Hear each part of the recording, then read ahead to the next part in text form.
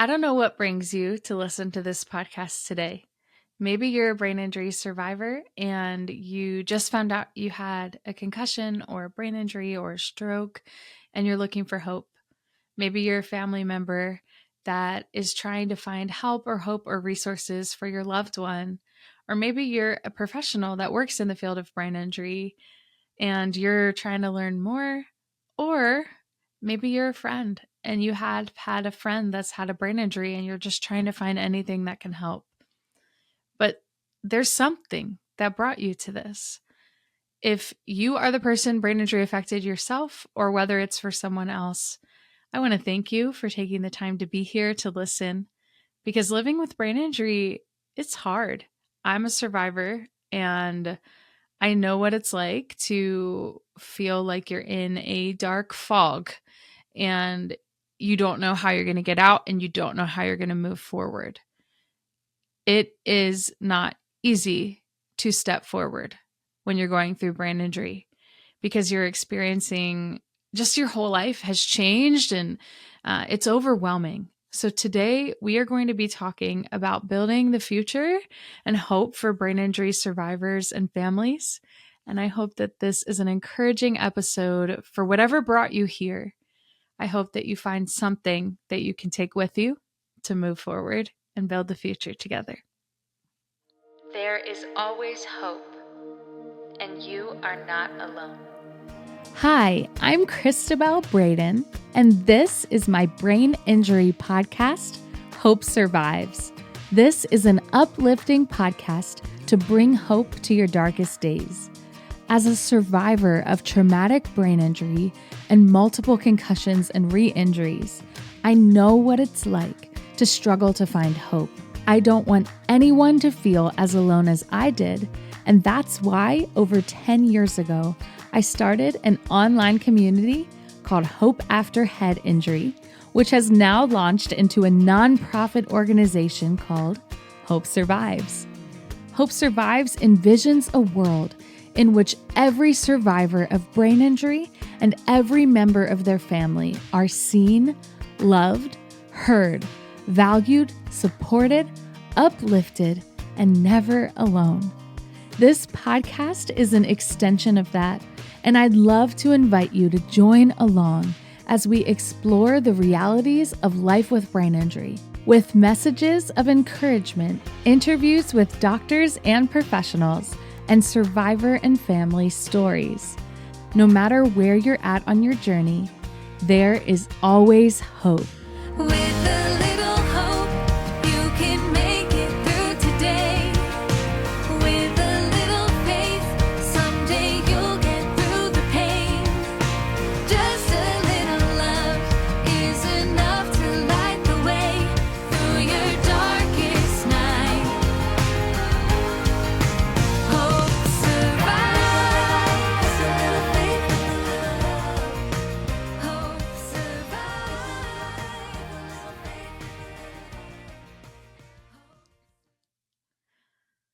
Hi, friends. Welcome back to Hope Survives podcast. We are here in the last week of Brain Injury Awareness Month.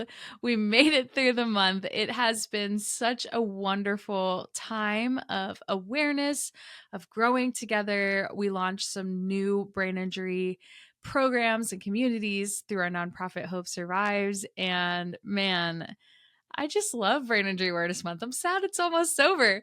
But, we're going to continue brain injury awareness all year long here at Hope Survives Podcast, at hopesurvives.org, on our social medias. If you're not yet connected there, connect with us. We would love to stay in touch. But, just because Brain Injury Awareness Month is coming to a close, it doesn't mean that, our awareness efforts are coming to a close.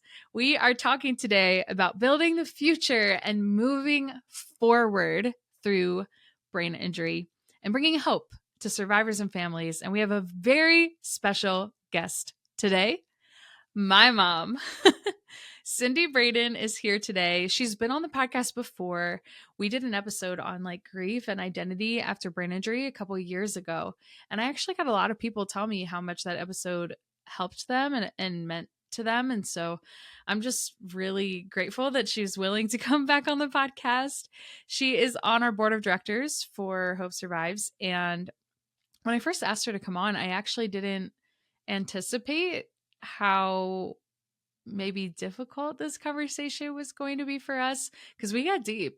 We are talking and sharing some of our personal journey through brain injury, her experiences, some of my experiences, things that I forgot or that my, brain injury didn't make me always aware of. It affected our family in a lot of ways. And we're going to talk about some of the challenges faced by caregivers and families and the need for better support systems in the brain injury community. So I'm really looking forward to sharing this with you all. I hope that it's encouraging. I hope that you come out of this knowing you're not alone and that there are resources and there is help and there is support out there. I don't want anyone to feel alone. And we felt that way. And that's why we're so passionate about it. And so this is a super special episode for me. Before we get into the interview, I want to thank our podcast sponsor, the Functional Neurology Center, for your support. The FNC's personalized neuro recovery programs offer hope for those suffering from brain injuries, dysautonomia, vestibular, chronic pain, stroke, movement dysfunction, developmental disorders, PPPD, FND, complex post-concussion, and more. And last week, you heard Dr. Jeremy Schmo, who is the founder and director of the Functional Neurology Center, sharing about tools for healing for brain injury recovery. So if you haven't yet heard that episode, make sure you go back and take a listen. We're so grateful for the FNC's sponsorship and support.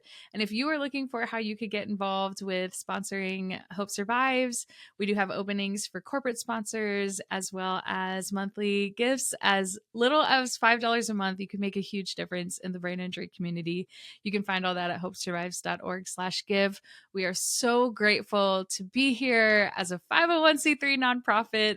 If you guys have been on the journey with me, some of you have been with me for the last 10 years of doing brain injury support. And it has been such an incredible journey to get to the place where we have this nonprofit organization. We can provide more support and resources and workshops. So if you want to meet us on Zoom, I would love to meet you. We'd love to see you. All that information is on our website. And I just want to encourage you guys that I know it's hard living with a brain injury. Today is an okay day. I can't always talk this fast. I still have daily struggles with my brain injury, and you might just see the podcast or listen to it and think, oh, wow, like she's doing really well every week. Well, a lot of these are pre-recorded, and I make sure that they're on days that I have the cognitive energy to speak and to do this. So I just want to remind us all at the end of Brain Injury Awareness Month here that brain injury is invisible and you can't see it on the outside, but just because people can't see it doesn't mean it's not there. We are here to bring hope, awareness, and encouragement together and to build the future of a brighter future for brain injury survivors and families everywhere.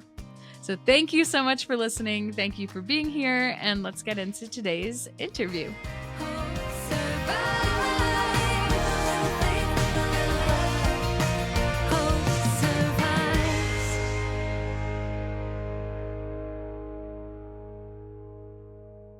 I'm so excited to be here with my mom, Cyndie Braden.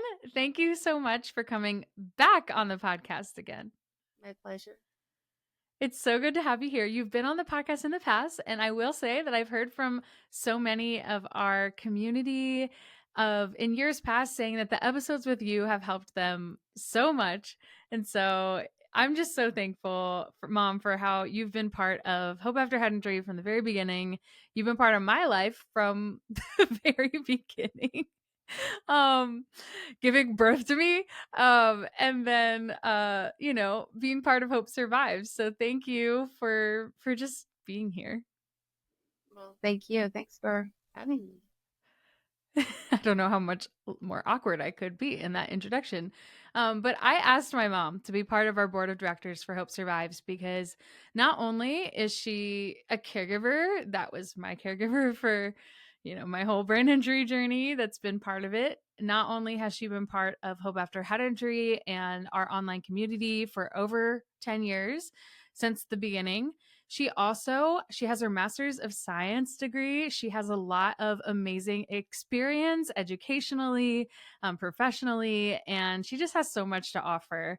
And so not only like personally, obviously personally, I'm so glad to have you here, but also you just have so much wisdom to share. And so we're talking today about building the future. So my first question for you is, why are you passionate about building the future for brain injury community? Why am I passionate about it? Can you imagine a world where people know about brain injury and they know how to handle it? That if someone gets a concussion and within 24 hours, they're already on the path for care? It would eliminate so many struggles that our population has from head injury. I'm passionate because it's important. I'm passionate because it can make a difference. And I'm passionate because it's needed. Yeah. I mean, that's really our vision for Hope Survives, right? Like a world where every survivor of brain injury and every member of their family are seen and understood. And even more so, in our mission statement, we talk about providing resources and pursuing wellness and fostering community. We want everybody who's had an injury to know where to go and what to do, because we really did not. Well, nobody is prepared. No one says, No. oh, just in case I have a head injury, I have this plan in place. That's not going to happen. No one thinks about it until it happens. It's so bizarre when it happens. All of a Yeah, sudden you that's can't true. think right. Your whole life is different and you don't know why. And you don't even know what questions to ask. And if there was more awareness, then people would be better prepared. For example, if you get a cut on your finger, you do what? Put a Band-Aid on it, because we all know this. If someone's choking, you do the Heimlich maneuver. Why not oh, you bumped your head here for 72 hours. You need to do X, Y, and Z. Why not? Yeah, concussion protocol should be common knowledge, is what you're trying to say. Yes. Yeah. Yeah, that's important. So I've shared a lot about our brain injury journey in this podcast for over 100 episodes now. So from your perspective, imagine whoever's listening doesn't even know me, right? And you're not talking to your daughter, you're not talking to me, but you're being interviewed on a podcast. How would you introduce your journey into brain injury as a mother? Something you're unprepared for. I mean, motherhood in itself is a surprise. And you think you know what to expect and you never do anyway. And then you're throwing this incredible curveball. I've described it as our family being hijacked by a brain injury. Everything that we had in place no longer was viable. When my daughter's head injury happened, we thought, oh, she'll just shake it off. She'll be fine, by the end of the week, oh, she'll be okay. We didn't know about brain injury or long lasting symptoms or concussions or anything like that. And our first doctor wasn't that great with the diagnosis and the care. So we were already behind the 8 ball. And because of the lack of awareness, we didn't know what questions to ask. So I started doing all kinds of research on my own, everything I could read.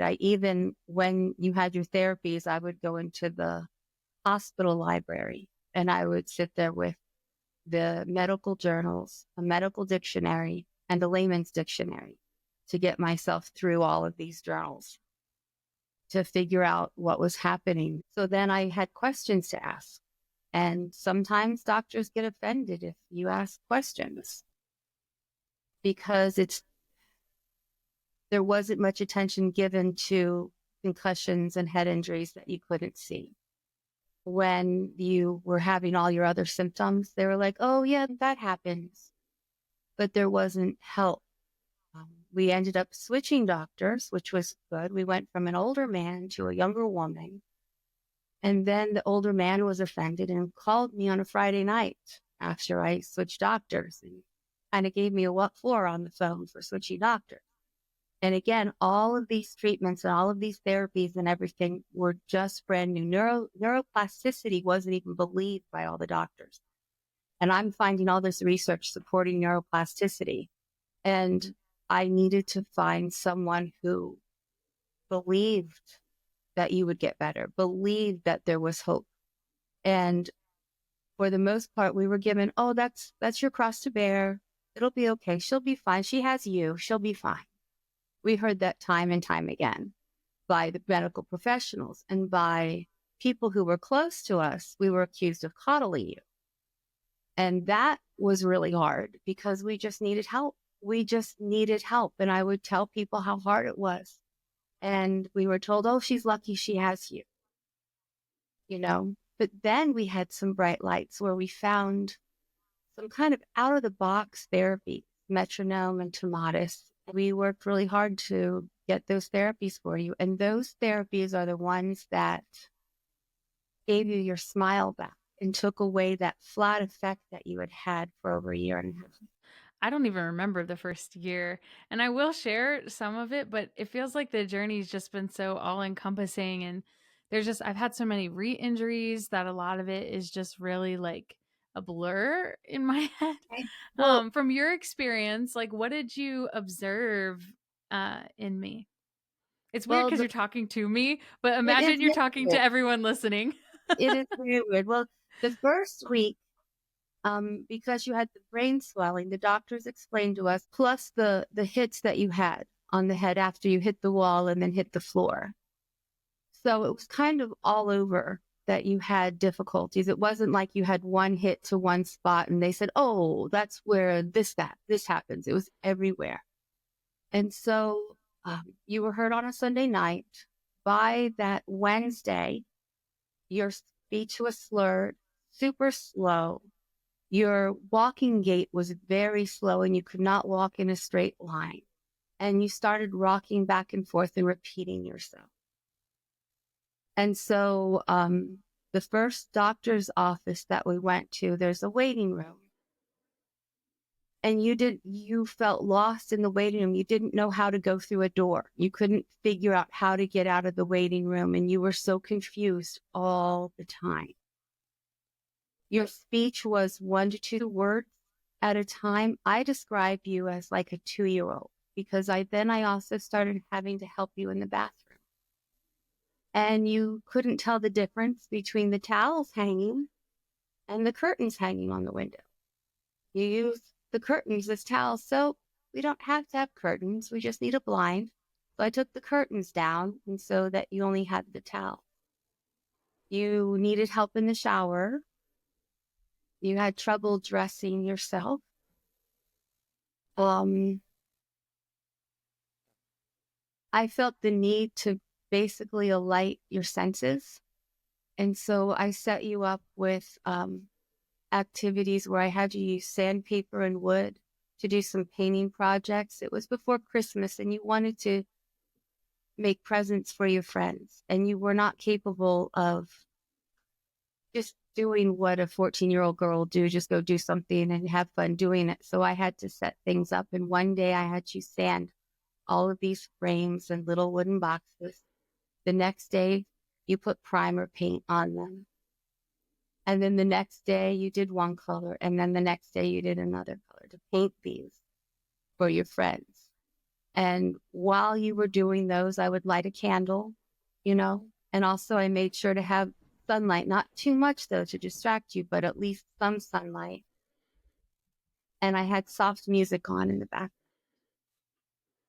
because being quiet and in a dark spot all the time just didn't feel right to me. And that's what the doctors at the time, that was the protocol, to have you just be completely in like a dark room and rest and rest and rest and rest. Now we know that what you did instinctively is actually what they recommend for for brain Yeah. injury recovery. Yeah. And your job before your head injury, when you walked in the door from school, your job was to unload the dishwasher and then get on with the rest of your day. But that was your daily job. And you remembered that was part of your routine. You would go to unload the dishwasher and I would just leave the kitchen because you would just put anything where there was a spot. It didn't matter if it belonged there or not. And I could sense that you were doing that to have a sense of connection. And also you wanted to contribute like you always had. And so I never once told you that you put them in the wrong spot. I waited till you went to bed and then tried to find everything and put them back so we can find them. Um, and even now I can kind of tell when you're having a bad day because things will get a little mixed up. Thank you for And that's sharing, Mom. okay. I know those early days are not easy to talk about. No, Um, no, we're not. And you would have such bad dreams. yeah. And your youngest sister was 4 and she was your big sister during that time. And she would set up coloring and have you come over and color with her. She taught you how to play Chutes and Ladders. You watched Sesame Street, all of Mhm. those things. And she was always the one setting things up to have you do them with. Yeah, this is hard talking to you about all of it.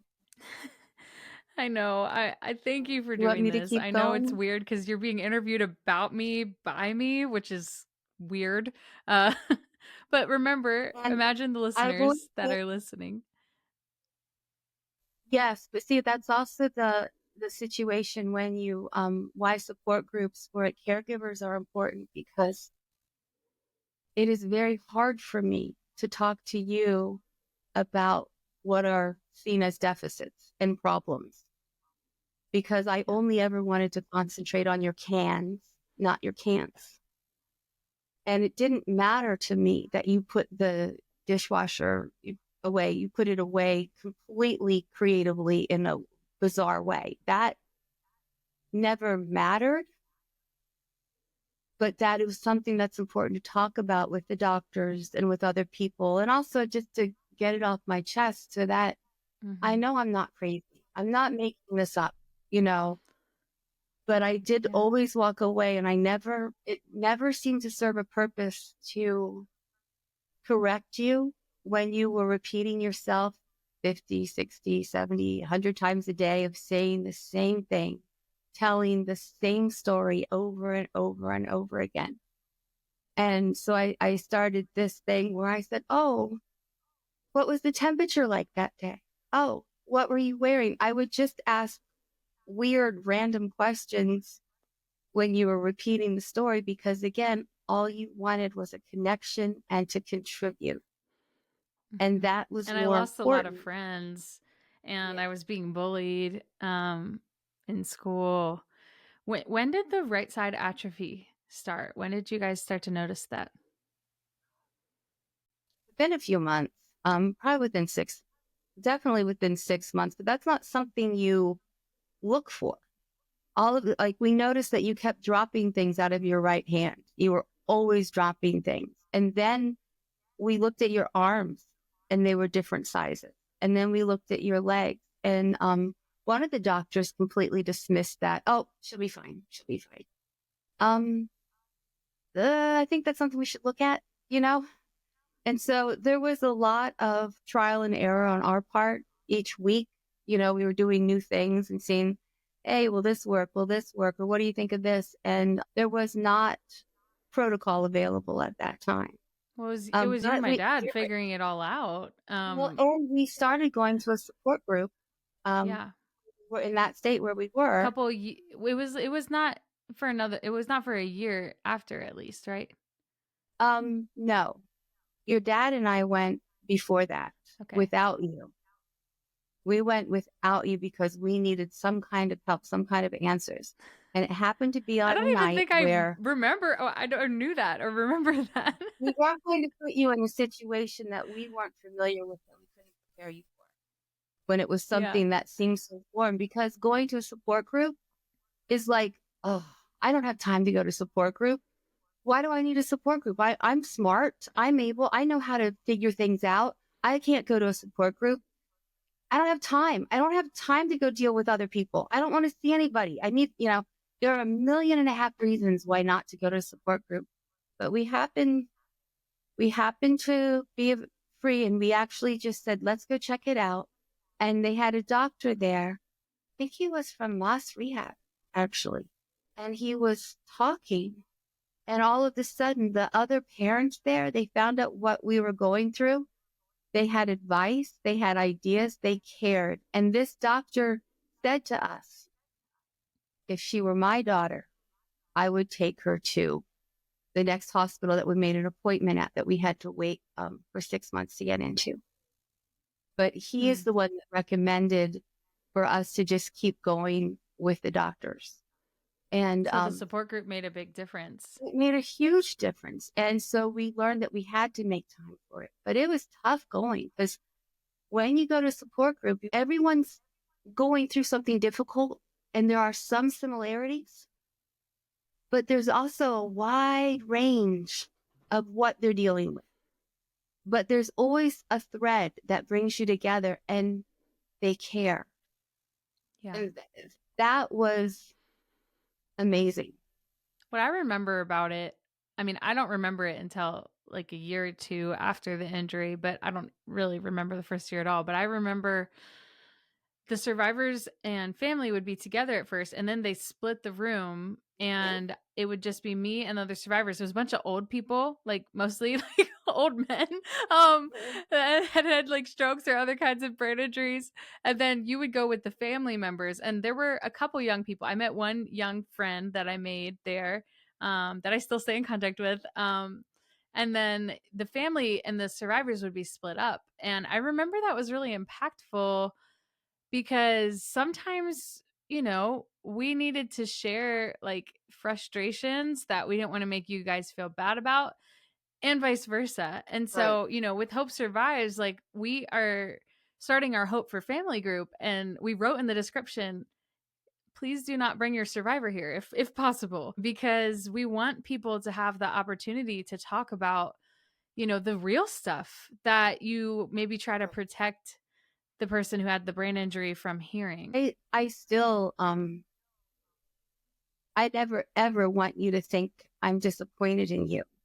And I don't think and I that, know Mom. that if, what? I don't I think know, that. I don't think that. yeah, but I do believe that if you would hear me talk about all of your symptoms and everything that was difficult during that time period and beyond, it would make you feel bad. And there wasn't a point to that. There was nothing good to come from that, from you hearing about it. But Yeah. it was important to share some of these things with the other caregivers. Sometimes they had advice, or sometimes I would share something that you were going through that was so hard. And then I talk about one of the ways that I handled it. And then another caregiver would have an idea and we would build on each other.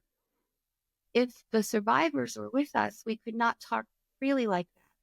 And also, because when people have a head injury and social skills are very unpredictable, and sometimes social skills are not appropriate or conducive to having a nice environment.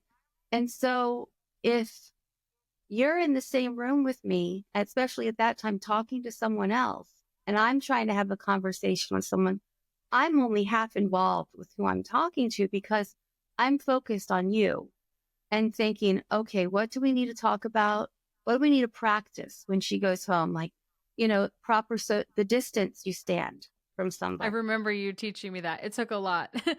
That you can't just like keep stepping forward towards someone and then they're backing up, like, and you back them into a corner. Like I just I didn't know how to like not stand super close to someone when I was talking to them. That's very common though. You have to often Yeah. relearn social cues and social skills. And I was so in tune with trying to figure out what I could do to help you that I was kind of just living a half life with other events and other people. And I never remembered people's names when I met them. And people were always so kind to me and they completely understood that. Thank you for sharing. Yeah, it's interesting. We don't really talk about this stuff too Yeah, much because it makes me or at cry. all, really, It makes me outside of this. cry. So, thank you for sharing and for doing it on this podcast. So, I would love to move into when I started Hope After Head Injury and started speaking at conferences and doing the online support groups. Like, what was your perspective of that? Like, how that all grew the last 10 years, which is what has led up into Hope Survives. Like, how was that from your perspective? Because I know you saw a lot of the um, behind the scenes of me trying so hard to push myself to do those things. Okay, my perspective, I never really thought about the long term. Okay, which I don't know if that seems weird or not. I was always trying to be in the moment and what you needed then to help you grow then so that there could be a future. I just took everything as it came and just tried to make it the best experience for you that you could. So when you had an event coming up, we made sure that you had downtime beforehand to rest and downtime after, good nutrition, all of those things. And if we knew you had several events coming up, which did happen, but that wasn't me planning your future. Those were things that happened. We would look at the calendar. We would X off days that we knew you couldn't schedule anything. And we just kind of took it as it came. And you are the one that always had this vision. When you were younger, you were like, I want to make a nonprofit from brain injury. And your dad and I are like, well, that sounds great. That's very nice. But never, never, ever were we going to be the ones to do that for you. It's not about creating your future. It's about having you be who God wants you to blossom to be, who you're meant to be, who he wants you to be, how to serve him. And you can only do that if you're true to yourself and if you're who you're meant to be. And you had such a drive with you, and that was never from your dad and me.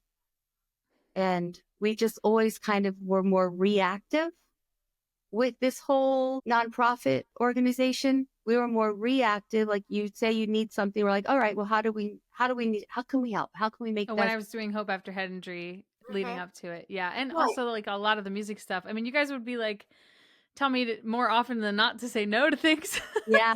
Yeah. which is good. Yeah, you often turn down a lot of events because I remember there were some where they wanted you to do a gig or something, but it was like your sister's birthday the next day. I'm like, honey, if you do I'd that, be too tired. you'll be too Yeah. tired to celebrate your sister's birthday. And really, what's really more important for you right now? And it's, being with your sisters and supporting each other. What hit us hard after your head injury is you lost your childhood memories. So your dad and I did work on trying to make sure that we could create more memories for all of us because you lost all of yours. And that's a hard thing because when you're a family unit, you have the key words, the inside jokes, the shared experiences. And when all of a sudden that's taken away, it, it's a very empty feeling, so we really tried to prioritize each other with it. So no, I was not good at you creating your future and all of that. That was That's not not even what I was asking. I that. was just more so wanting to know, like, from your perspective, what you saw throughout. So thank you for sharing that. And yeah, with the childhood memories things, I remember when they first started returning. Uh, and the first time I said something like spontaneously referenced like something from my childhood. Do you remember that? I always remember being surprised by you. That's something I always remember being really surprised. I think you did it in front of everybody and we all just looked Yeah. at each other. We're And like, my sisters whoa. were there and they were like, "Wait, you remember that?" And it was like slowly some of the childhood memories started coming back. I mean, I probably don't remember. I definitely don't remember everything, but things started returning. I think it was like 8 to 10 years after. So it is pretty amazing, the brain's capacity to heal and rewire. I'd love to have you back on the podcast in the future to just talk more about the journey, because you remember so much more than I do in different ways. So there's probably space for another episode in the future. But today, I want to just go into a little bit more now that we've talked about, the past and the present. What are we doing with building the future with Hope Survives, right? Well, I guess we haven't talked too much about the present, but the present being that we just launched Hope Survives. And from my experience, I shared this with you guys on the podcast before and on our launch live stream. About 5 years ago is when I really started thinking about the last 2 years have been taking intentional steps, talking to people, getting advice, trying to build the board of directors, like slowly taking steps towards it. And now it's a reality. Hope Survives is officially launched. So that's kind of the present that we're in. We launched new programs, new workshops. We shared some of our mission and our vision. But with building the future, Mom, what is your hope for the future of Hope Survives?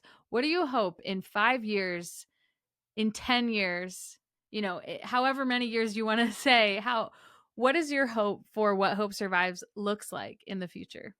Well, I have a couple answers for that. One answer is going to be a little cheesy. Okay. I really want it to be what you want it to be. I want it to be everything that you have envisioned this long. And when you share your dreams and you share your goals, I take that as my direction as to how I can support you. I ideally, if you weren't my daughter, okay, I would still want the same thing for whoever founded it. But for the organization, I think it's needed so badly. My hope for the future for Hope Survives, I hope it fills the need that is so desperately needed for people. I wanted the protocols on how to handle a head injury right away. I want teachers to know what to do and what the symptoms are if they look at their student and they say, oh, you have a flat effect. Did you just hit your head? Ask those questions. I want people to know what questions to ask. Not only do I want to have the ABCs of what to do in the first 72 hours, just general knowledge, just people just know it. I also want people to know what resources are available, because while most people do recover pretty quickly from their first concussion or something like that, not everyone does. And sometimes they need extra help. And I really, really, really want people to know there are support groups available. It feels so daunting and so hard to go to a support group. And I don't have time for that. I don't want to have to people anymore. I've seen enough people today. I can't just go to another Zoom meeting. I don't want to do that. I mean, it's hard. It is emotionally hard to put yourself out there, and you feel like, it's exhausting to be vulnerable all the time. And it is exhausting to even have to constantly admit you need help. But I want to take that stigma away from the support groups. That makes a tremendous difference, because there are so many things about the brain and its healing that is very different than any other kind of healing people do. Even just from how you arrange your kitchen, where people can find things, or even labeling cabinets and things of that nature, some simple things that we can share to do for your specific situation. Cristabelle, when you were younger, and after your head injury, you lost the ability to know when you were full and when you were hungry. You never remembered if you ate or if you didn't eat. And that's a whole thing, and that's pretty common with people who have sustained head injuries. And so I made one of those dry erase charts for you to fill out. And so I had different columns for you. So when you ate something, you would check off the different columns. And by the end of the day, if the columns were filled, then you had all your meals. And so it kind of took away some of the problems of you worrying about if you ate enough or if you didn't eat that day. But little things like that make a huge difference in just your daily life. And that's where the healing happens, and all the little tiny decisions that are made all day. Yeah, and in support groups and in communities together, we can share those kinds of tips and tricks with each other and advice. And we just don't want anyone to feel like they're alone in trying to navigate this by themselves. We want people to find the resources sooner. We want people to find help sooner. We don't want them to be however many years, decades out from their injury and still suffering through this. We want there to be more hope. And I know every brain injury is different, right? So, like, you never really know how you're going to heal, how you're going to grow. We never know, like, how people got their brain injuries are different, the way that it affects is different. But there are things we can do to make quality of life a little bit better, even through it. And so, yeah, I mean, my hope is that people's quality of life will be improved with brain injury. The other programs we're doing with Hope Survives, as far as like our couples groups and our families group and our different programs, we want survivors to have and be able to build sustainable relationships and to be equipped with the ability to have sustainable relationships and have sustainable connections and to have that higher quality of life and to be able to provide help and resources on how to connect with others, on how to educate your family, educate your friends. My hope is in many years with Hope Survives that when somebody has a brain injury, that they find us and they find help and then they don't need us anymore, eventually. That's my hope, right? We want to be, and then they're maybe coming to the groups just to give advice for others, to give support for others rather than needing it themselves, because we need people like that too. So if you're listening and you're like, well, maybe I don't need the support group this month, well, maybe you're the one who could give somebody else advice. And that's important, just as important. So we're getting down to the end of our time here. And just the last couple of questions for you. What does hope mean to you? Hope is every day.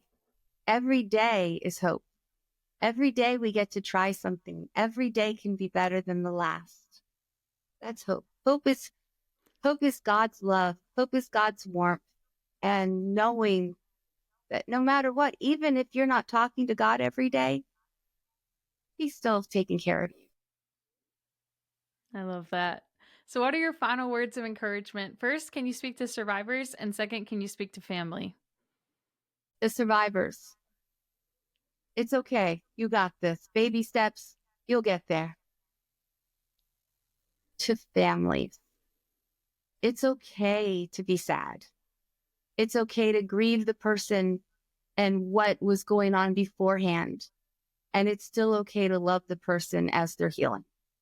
It will get better a little bit at a time. It will get better. Thank you so much for coming on the podcast and for sharing. We want to invite everyone to our support groups. We have our Hope After 100 group. We have Renewed by Faith. Those are the groups I've been running. We also have a new group starting, Hope for Family, that is just about to start. So make sure you sign up, hopesurvives.org/family. If you're a family member that's interested, we have our Hope for Couples group that just started. And then in May, we have Found Connection group that will be starting up, as well as our programs, resources. You can find it all on our website. So thank you so much, Mom, for being here. I know this was not easy for you to do, and I really appreciate you stepping out of that comfort zone and being willing to share here on the podcast. I'm sure it encouraged many people, and we are so grateful and excited to be building the future together for Hope Survives. Any last things you would like to share before we go? No, thank you. Just keep on doing what you're doing, Cristabelle. Just really, really proud of you. Thanks, Mom. That means a lot. All right. Thanks, everyone, for listening. I'll see you guys next time. Thanks for tuning in to Hope Survives podcast. Make sure to subscribe and stay tuned, and would love for you to consider leaving us a rating or a review. Check out hopesurvives.org for more. We'll see you next time. And remember, there is always hope.